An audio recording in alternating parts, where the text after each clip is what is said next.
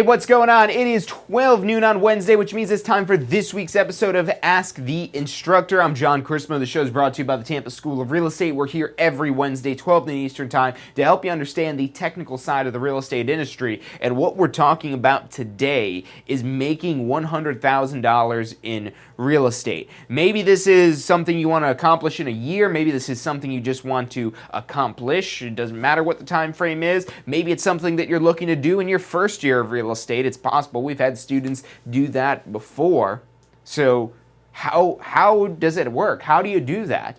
That's what we're talking about today. We're first going to break down the amount of action it takes that's required to get to that $100,000 level of income, because look, here's the secret, and it's not so secret. If you don't take $100,000 actions, you're not going to have $100,000 of income. You've got to take $100,000 worth of actions, maybe even $200,000 worth of actions if you're underestimating the amount of actions it takes to yield that $100,000 worth of income. So you've got to take that appropriate amount of action to get that result that you want. So we're going to break down those actions, what it's going to pertain to, and then figure out, what can you do that's going to help you achieve those miniature goals that lead to that larger overall $100,000 goal. Or look, maybe you've already hit the $100,000 and you're trying to get to $1 million. It's the same math that you've got to do to break down to how much action it's going to take. It's just going to require a lot more action to get to the $1 million level than it would a $100,000 level. Or maybe you're trying to get to 250 or 500 or just 50 or whatever the case may be. This concept you can apply not just for $100,000, but any of level of income that you desire. That's what we're going to be talking about today. So stick with us. I'm John Chrismo. You're watching Ask the Instructor.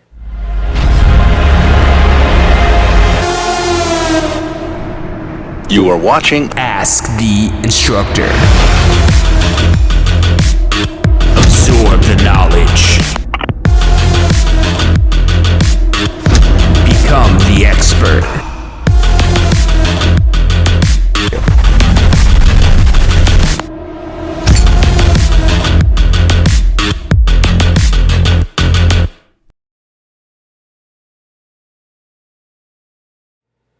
Hey, welcome back to this week's episode of Ask the Instructor. I'm John Chrismo, and this show is brought to you by the Tampa School of Real Estate. We're here live every Wednesday, including today at 12 noon Eastern Time, here to help you understand the technical side of the real estate industry.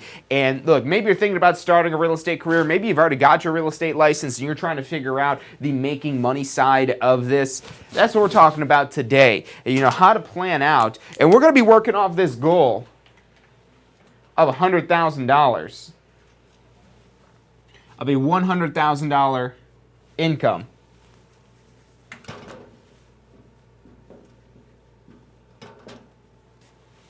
But now the question is, how do you get there? How do you get to that $100,000? Or again, maybe that for you is going to be $1 million.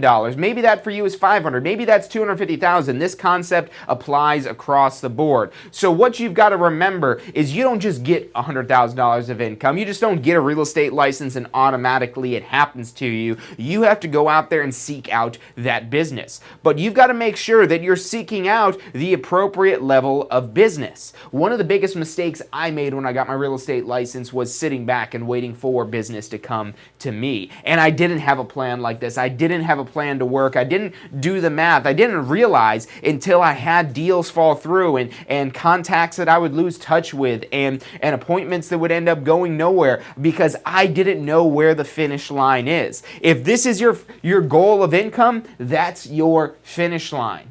You're running a race, you're running a marathon, and this is your finish line, whatever that goal may be, whatever that specific dollar amount may be that you're looking for. And we can apply different time frames onto this. Maybe you're looking to do this in your first year. Maybe you've been in real estate for a couple years and you haven't been able to crack that yet, and you want to do it this year. Maybe you just want to get to the point where, regardless of the time, you eventually hit that $100,000 worth of income coming in. I mean, if you're doing real estate as a second job, as a second source of income, $100,000, that's a pretty good level of money coming in. You even span in $100,000 across 10 years. That's $10,000 a year as a second source of income. That's pretty good. So what we've got to break down, if this is our income goal, what our finish line is, we've got to now draw the map. We need to lay out the steps it takes, the path we need to take to get to $100,000 worth of income. And really, ultimately, what we need to figure out is how many commissions. That's how we get paid in real estate. We get paid off of commissions. So how many commissions does it take us to get to the $100,000? Well, this is where we're going to have to do some more math. And if you're brand new to real estate, the numbers I'm going to throw up here are, just a generalization of, they're going to be pretty conservative for the most part. It'll depend on your business. Now, if you've already been practicing real estate, you want to track your metrics. You want to track what your average commission is. So that way you could reconfigure these goals based on how much money you actually make per sale. But we're going to use some basic numbers here. We're going to go off of a $300,000 average sale price. And we're going to say we typically get a 3% commission on that $300,000. So $300,000, I picked that because that's about what an average price home is in Hillsborough County. Average price is about $300,000. 3% commission, we'll just say it's a 3% commission here. So 3% on $300,000 is $9,000. So now the question is, how many $9,000 commissions do we need to get to that $100,000 level of income? That's ultimately the math that we're trying to solve here. So we take our $100,000 of income and we're going to divide that by your average level of commission. So we divide that now by 9,000. And so the way the math comes out on that, we're dealing with about 11.11111. Now, again, you want to be conservative when you plan out for this year. How are you going to get 0.1 of a transaction? The answer is you don't. So what do we got to do? We always got to round up with this here. So really what we're going to need, if we're getting $9,000 commissions, and now this isn't even factoring in any brokerage split or anything like that. We'll get to that in just a second. But let's say that we are walking away with $9,000, that we need 12 closings. So that we need 12 closings. Now, let's say you did have a brokerage split. Let's say that your broker's keeping, we'll say 30% of this. So out of that $9,000 that you're walking away with 70% of that, or instead of, we'll do this one in red, instead of $9,000, and that would be if you're, getting 100% of that 3% commission. Let's say instead that you're only getting 70%, which is $6,300. And depending on what your brokerage split is, that's why there's no one size fits all here, because if you are on this 100% split, you do have to do less transactions to hit that $100,000 gross commission income. But if you're on a 70-30 split where you're only getting 70% of that $9,000, you're going to need a lot more transactions because now you're only getting $6,300 as your average commission. Or again, reworking this math, maybe in your market, you don't have a $300,000 average sale price. Maybe the average sale price for your business, that's again why you want to track this, is only $200,000. You're going to need to do more $200,000 sales to hit that same level of income. And that's why you need to do this math. Because this sounds like it's easy enough. One closing a month. Oh yeah, if I just close one deal a month, I should end up with a lot of money. If you don't do the math, it's not real. The first step in making it real, making it tangible, making it something you could actually do is figuring out what it is exactly. What you exactly have to do to get to that level of income. So now let's say we're getting just that $6,300. So now we take our $100,000 goal, again, whatever goal of income it is, whatever your finish line is, you take that $100,000 level of income, and now we're going to go ahead and divide that by 6,300. And so now we end up with 15.87. So instead, we're going to need 16 closings. So no longer just 12 closings, but 16 closings. So that 30% that's going to your broker, that's not necessarily a bad thing. If you've seen some of the other videos I've done before on choosing a broker where we talk about this whole commission split thing and whether you should be with 100% or a split broker, there's no one size fits all. It depends on what you need from a broker. Maybe you don't need anything from a broker and that's where you're able to get 12 closings at 100%. Or maybe you do need whatever support you're getting in exchange for 30% of your commissions, and in that case, Hopefully that support's helping you churn out an extra 4 transactions to get to 16 closings. So you got to do this math. And if you're ever thinking about changing brokers, if you're ever thinking about making a switch between a maybe 100% broker and a split broker, or a split broker and a 100% broker, or a split broker versus a higher split broker, you want to do this math so you understand what you're getting yourself into here. And then you can really make a very logical decision of, is it worth it? Is the higher commission split worth whatever it is I'm gaining for this year? Because now for those extra 4 closings, that's really going to be costing us a good deal of work, a good deal of money, but maybe you're getting that in exchange from what you get from your broker. So that's a different discussion, but whatever your current situation is, your current split, this is first step of figuring out, okay, how many closings do I need to do? Now again, I like to be conservative with this here, so we're going to stick with this, what we've got here in red. We're going to say that our average commission per transaction is $6,300, and so therefore we need 16 closings.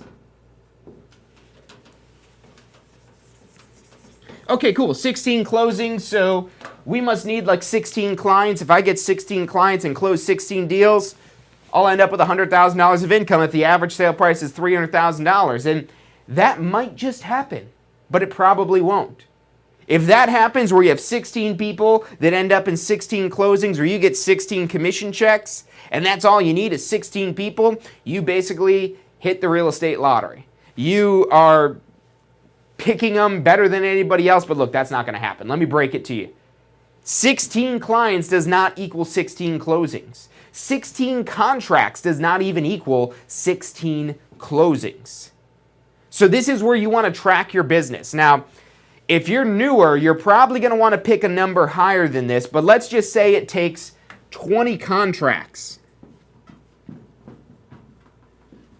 to get to 16 closings. Now, if you're newer, it might take you more than 20 contracts, and I would recommend that you're more conservative here. Maybe it takes you, maybe only 50% of your contracts result in a closing. So then that turns out to be 32 contracts that you need if half of your contracts are going to result in a closing.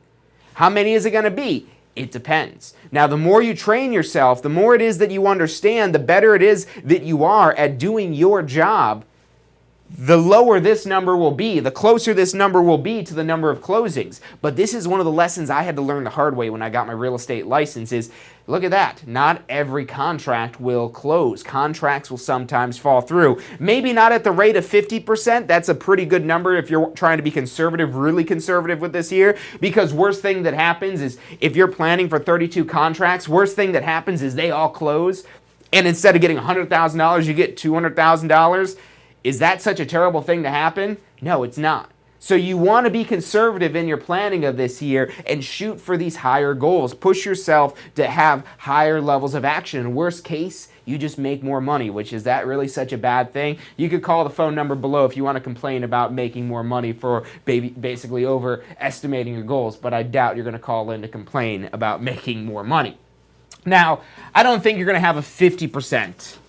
Especially when you're closing 16, especially when you get to the point where you've got even 16 contracts. You're probably getting things figured out. You're probably being a little bit more proactive, and maybe that number does come closer to maybe around 20. I want to stick with that number here. Again, you want to track your business and figure out, how you have to readapt this year, because if you're finding out that you are not closing as many contracts, that's where you've got to redo this math. This isn't just something you do once. This is something you do again and again and again and again. You keep doing this math and tweaking it so you adjust your map. It's like, imagine yourself as, like Christopher Columbus or not Galileo, he wasn't one of them. Ferdinand something, Ponce de Leon, I think was the one that discovered Florida. Imagine you're one of these explorers, and these explorers, before they had GPS, before they had any sort of electronics to figure out, there were no buoys marking the safe passage or anything like that. They had some maps and they had a compass. They didn't just, say, okay, we need to head this direction, and that's the one time they checked it the whole voyage. No, they're constantly reworking their plan, rechecking their map, doing diagnostics to see, okay, do we need to correct our course? Do we need to change our course a little? Do we need to make some tweaks? And that's what you need to do. You don't just create this this plan once. You're not just, Christopher Columbus or whatever explorer you want to pick. You don't just, present this plan to the king and say, here's my plan. Here's the path we're going to take. We're going to do it. And I'm never going to look at this map again because I already planned it. I'm never going to do any recalculations because I already planned it. Because no, you're going to get some storms that blow you off course. There's going to be things that affect your level of outcome. There'll be some bad apples, some clients that end up not closing. Maybe, and this will vary depending on where it is that you're dealing in the market. If you're dealing more with first-time home buyers, you're probably going to have more contracts fall through that don't result in a closing because maybe they don't qualify for financing. Maybe something happens where it falls through. Now, if you're dealing with people more so where it's their second, third, fourth, whatever number of home that's not their first home, you're probably going to have a lower number of contracts falling through. You're going to be closer to that total number of contracts. But moral of the story here, not every contract is going to close. So plan for that. Now, in order to have a contract, so okay, we need 20 contracts, so we must need 20 people then, right? Not 20 people. The whole idea of this here is this is funneling down. These are the people funneling down to the ones that actually result in business. But you're going to have this largest pool of just people that you meet, and we're basically reverse engineering this process. So what you've got to think of is, okay, what happens before we have a contract? What are we going to have before we have a contract?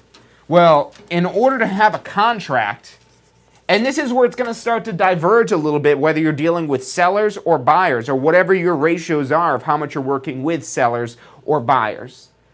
But before we have a contract, we need to have an appointment.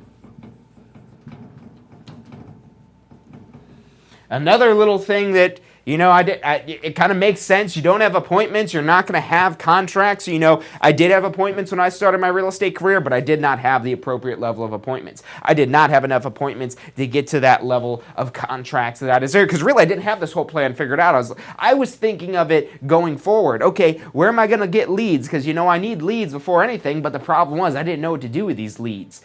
You've got to know this path you're taking them down, that you're going from... We're going to get down to the very bottom of this funnel, or really very top of this funnel here, of our reverse engineering here, before we get to an appointment. But we got to have an appointment to then get a contract, to then get a closing. So now the question is, okay, how many appointments do I need? How many appointments do I need? Well, if we're figuring 20 contracts to get 16 closings for $6,300 each in a commission, that'll get us to our $100,000, a little bit above $100,000, even if all these numbers just hold as they are right here. But now the question of how many appointments. Now again, this is going to depend on whether you're working with a seller or a buyer. So when you're doing this math, we don't necessarily have time to break it down this in depth today, but when you're doing this math, you want to basically have two of these columns. One for how much income you want to generate from sellers, and then another for how much income you want to generate from buyers.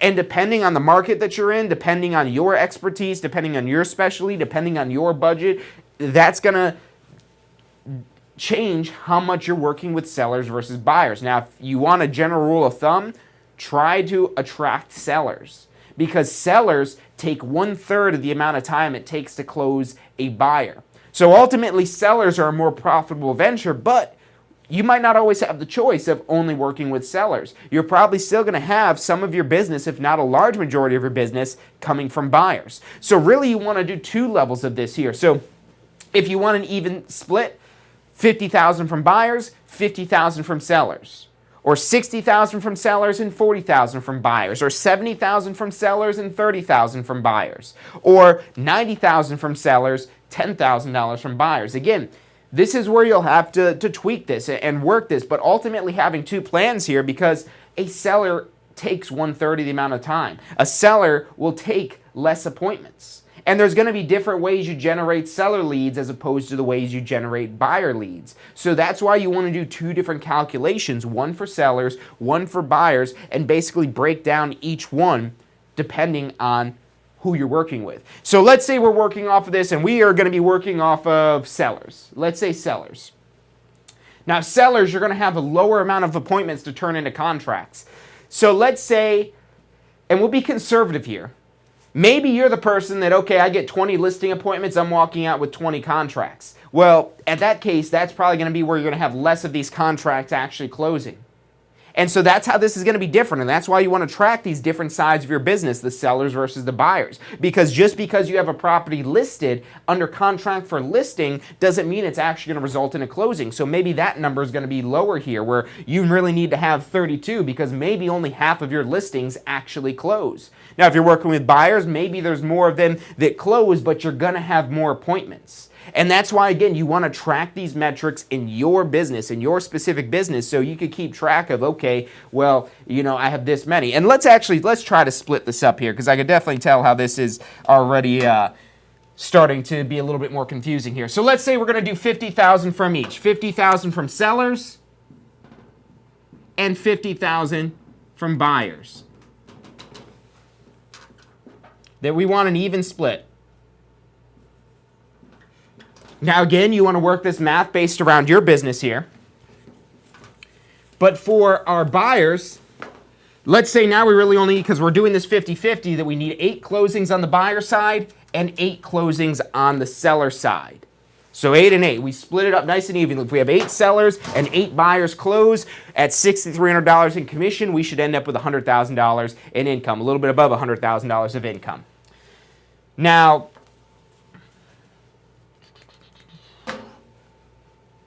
for contracts.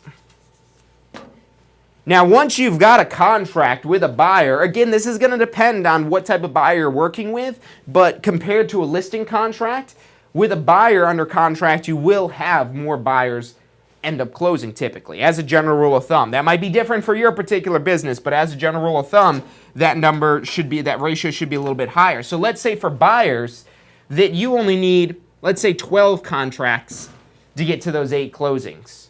But let's say on the seller side,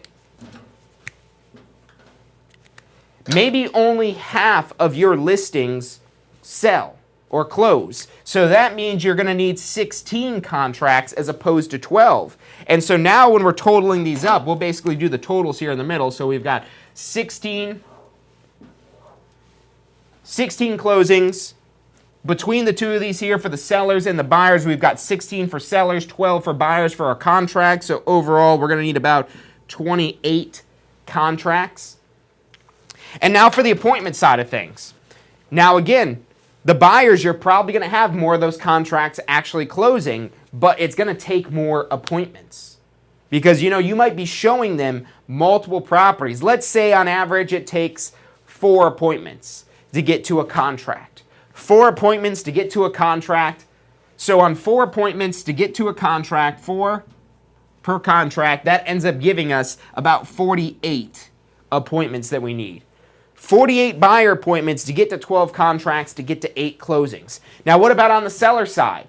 Well, let's say that, and this is going to depend on how often or what your percentage is of how many seller appointments, how many listing appointments result in a listing contract, but usually you're only going to need 1 appointment. But let's say not every single one, that you're running about 50%. About 50% of the appointments you have with the seller will result in a listing contract. So that leaves us now at 32 appointments. Notice how these numbers are different here. Notice how there's less appointments that are going to be required because these appointments are more likely to turn into a contract 50% of the time as opposed to 25% of the time. That we need 2 appointments to get to 1 contract on the listing or seller side. And so now when we're combining these together here, we've got 80 appointments. So now the numbers are getting a little bit more real. Now, if you were just saying, oh yeah, I want to make $100,000, so you do the math here and you figure, okay, 16 closings, and you're just thinking 16 people, we need 80 appointments. We haven't even got to the number of people yet, but we've figured that we need 80 appointments to get to that $100,000 of income. And this is the first step to getting that $100,000 of income. This is the biggest miss that most people have why they don't result in whatever income goal it is that they want to achieve is they don't do the math. They don't plan their voyage. They don't figure out where the obstacles are in the race. They don't understand that some part of the race they've got to swim, and other parts they're on a bike, and other parts they're running, and other parts they're climbing uphill. These are the different stages you have to get to that income level, and you've got to plan for each one of these here. So we figured that we need 80 appointments. But now the question is, okay, well, how many contacts? How many How many contacts do we need? When I say contact, I'm typically referring to people that are ready to buy or to sell. And so let's say that to get to these 48 appointments on the buyer side, to get to buyers that are qualified and ready and willing and able to buy. And again, this is why you got to track this, because I'm up here just spitballing numbers, just giving you a theoretical situation. And if you've never sold anything in real estate yet, these theoretical numbers are better than no number, but ultimately you want to track your business to know, okay, how many contacts results in an appointment, results in a contract, results in a closing, so you could tweak these numbers and recalibrate your bearing, recalibrate your direction, recalibrate your speed, your level of action based on what your business is actually producing. So you're there tweaking these things. And the more it is that you train and get better at what you do, the tighter you'll make these ratios to one day where you could be the perfect real estate agent that only needs 16 contacts to get to 16 closings. But that's going to take you a while to get there if you ever get there. Chances are there's still going to be some falling through the cracks, and that's why you've got to plan appropriately for this. So question now, how many contacts do we need? So for 48 appointments, let's just make the numbers easy here. Let's say that we need 100 contacts. Then we need 100 contacts that are ready and willing, but maybe only 48 of them are ready, willing, and able. That they're able to qualify, that they're ready to do it right now, that maybe they're willing, but are they ready, willing, and able? Are they to the point where they're worth having an appointment, as opposed to just somebody that said, oh yeah, real estate, that sounds interesting. Tell me a little bit about that. Oh, maybe that's something I want to do. Oh yeah, let's go look at houses. Well, let's get you pre-qualified here and see if you can qualify to buy one of these properties. Maybe say that a little bit more eloquently, but you get the idea. So now we need 100 contacts to get to that 48 appointments, what we're using with these theoretical numbers. Again, maybe you have a tighter ratio than this, but these are good conservative numbers to start out with, because worst thing that's going to happen here is that you end up hitting higher than your expectations, and you're going to end up with higher than your $100,000 of income. Or if you don't want to make $100,000, you should be recalibrating these numbers at least monthly, if not weekly, that you're tracking what you're doing in your business, and you're recalibrating monthly, if not weekly, going through and redoing this math here, so you know, ooh, actually I'm going to need 120, or oh, I'm only going to need 80 buyers, or whatever these numbers actually pan out to be. And if you're getting to that level of 100 contacts, this is going to really propel your business going forward farther out. Because now these 100 contacts, even though they don't all result in appointments, you're not forgetting about them. You're keeping them in some sort of CRM database. You're following up with them. You're staying in touch with them, so that way you do get an appointment some way, someday, somehow. You get an appointment because you don't forget about them. So you're juggling building your business today as well as building your business for tomorrow. And that's why you don't want to forget about these other contacts that you're getting right here. But now let's say over here on the seller side. And on the seller side, let's say we only need 50 contacts to get to the 32 appointments, to get to the 16 listing contracts, to get to the 8 closings. So then we total this up, and overall we're going to need 150 contacts. But I would say you got to go one step further. You've got to go one step further, and that's to factor in your leads. And this is going to depend on what type of lead generation it is that you're doing, whether you're getting leads off of a website, whether you're paying for leads through Zillow, whether you're out there door knocking for leads, whether you're holding open houses to find leads, whether your broker's giving you leads. We'll leave it at this contact level right here, because that's a pretty conservative number. But now the question is, what do you got to do today? 150 sounds a little intimidating. And I bet you 100,000 sounded intimidating as well. When you start breaking it down to these numbers, though, it's a lot easier to wrap your mind around 150 people. You're going to understand that that requires a lot of action to get to those 150 people. But if all your ratios hold true here, you're going to end up with at least $100,000. And with these conservative numbers, you might end up with more. And again, that's why you retweak and recalibrate these numbers regularly. But let's break this down to what it is that you've got to do on a weekly basis. So let's assume that you're working 50 weeks out of the year. Now you might say, John, but there's 52 weeks in the year. Yeah, there is. but you're probably not going to work every single week. You might want to take some vacation. You might have something come up. And 50, that's already expecting a lot, that you're working 50 weeks out of the year. Maybe you want to cut that down to 48. Maybe you want to cut that down somehow lower. I'm also kind of choosing 50 here to keep our math nice and easy. But ultimately, 50 weeks, that's a lot of work. And that's only factoring in 2 weeks off. And that's, maybe you're planning to work the entire year, still work it off of 50 weeks. So that way, if you do have something unexpected come up, you still have 2 weeks accounted for that you don't have to be producing contacts. So now, out of these 50 weeks here, if we need 150 contacts in a year, and we're working 50 weeks out of the year, that's 3 per week.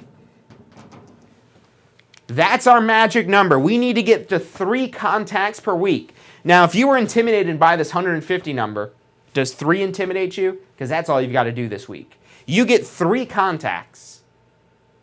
3 contacts. And when we're saying 80 appointments, that works out to just be a little bit over 1 appointment a week, which we could just, again, round to, let's say, 2 appointments. You need 3 contacts. And for appointments, I would just leave that as 2. And again, you could recalibrate this. This might be way off than your business is going to actually allow, but doing this calculation right up here up front will at least give you an idea. Imagine Christopher Columbus or Ponce de Leon or Magellan or whoever these people are, Garmin, I don't know, that's the GPS, the other GPS other than Magellan, so I don't know if that was some famous explorer too. But imagine you're one of these explorers. You have no idea. They thought they were going to India when they set out on this course to get to the New World. They were trying to find a faster way to get to India. And then what happened? There's a piece of land in the way. Hey, this isn't India. So you're going to have to recalibrate as you go. You might be going into this, and this is going to be different for everyone, for everyone's business based on your skill level, based on your market. These numbers will change. What's not important up here, it's not the numbers that are up here that are important. It's how to get to these numbers, how to calculate.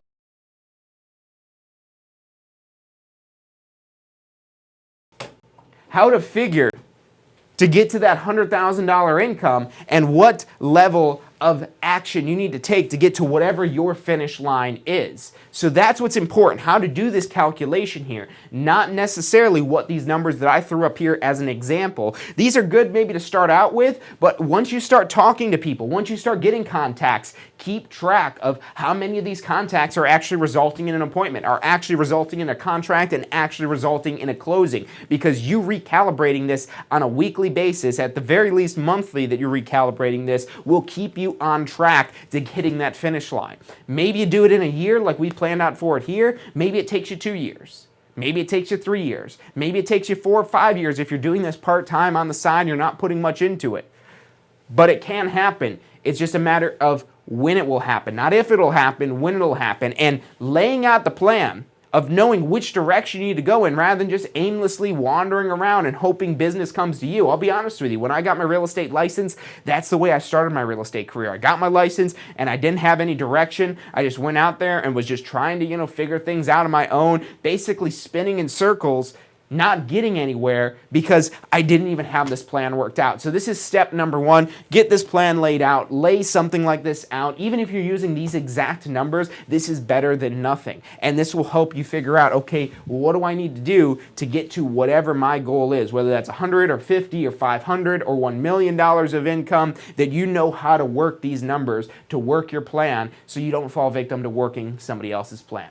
Look, that's about all the time we've got for today, so thank you guys for tuning in. If you like today's episode, make sure you hit the thumbs up button. Make sure you also subscribe. Hit that little bell icon so that way whenever we go live, you get notifications so you don't miss out on any of this content that we put out literally every single day. We've got videos going out on Facebook, on YouTube, on our Success Center, so hit that bell icon so you don't miss any of that. If you've got questions about getting your real estate license, about post-licensing courses, we're also rolling out some sales training courses now as well. well. You've got questions on those, give us a call at 813-333-2676. Again, that's 813-333-2676. We got advisors standing by to answer any questions you have and assist you in any way they can. Again, that phone number is 813-333-2676. You can also text us at that number. But other than that, that's all the time I have for you guys today. Thank you for tuning in. Hit that subscribe button, give us a call, and I'll see you Friday for State of Real Estate. Hey, so if you're thinking about starting a real estate career, it could feel a little overwhelming sometimes. Look, that's completely understandable. That's why we're here to help. If you haven't already, check out our Success Center, tampaschool.com/success, or if you don't even know where to begin, give us a call. We'd love to help you out. We've got advisors standing by to answer any questions you have and assist you in any way it is that we can. Our phone number is 813-928-0106. Again, that's 813-928-0106. Give us a call. We're the Tampa School of Real Estate. Do you want a career that allows you to be in control? With a career in real estate, you'll get to call the shots. Whether you're looking at starting part-time or want to become the next top agent, a career in real estate makes it possible. Find out what it takes at tampaschool.com. Do you want to incorporate studying for your real estate exams into your busy schedule? Now you can review the key topics you need to know to pass your class and state exams with our MP3 audio review. Simply pop in your headphones or connect to your car to reinforce crucial information while you exercise or drive. Listen to the first unit for free at mp3audioreview.com. That's mp3audioreview.com. Are you thinking about a career in real estate? Hey, I'm John Christma with the Tampa School of Real Estate, and we've helped thousands of people just like you obtain their real estate license. If you're thinking about a career in real estate, give us a call. The phone number is 813-928-0106. Our advisors are standing by to answer any questions you have and assist you in any way they can.